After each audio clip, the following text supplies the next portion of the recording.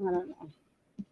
Do you guys want to hear the story about Princess Diana? Do you want to hear the story about Princess Diana? Sure. Yeah, go for it. This is a beautiful story about Princess Diana. See Mother Teresa in India, and Mother Teresa turned around to Diana and said, "If you want to go and see the loneliest people in the world, go and see the leprosy patients in the local rehabilitation hospital," which was my father's hospital, and he was the executive director of the leprosy mission at that time.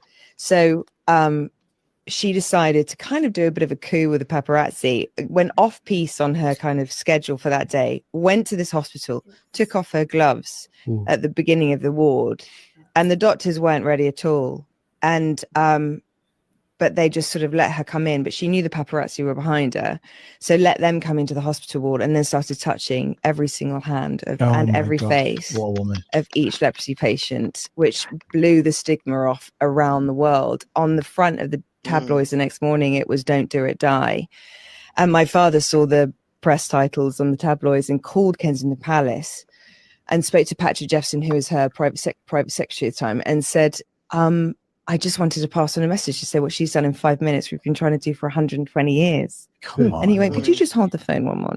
And so he goes away, comes back. He said, "Tony, could you just say that one line one more time?" He said it again. And then the next voice was Diana's. And she went, "Tony, what you're doing out there is extraordinary. How can I help?"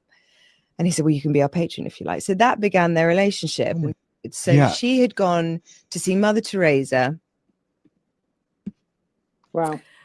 Yeah, I mean, she was doing all that but for her time and that era, she was, you know, a pioneer, really.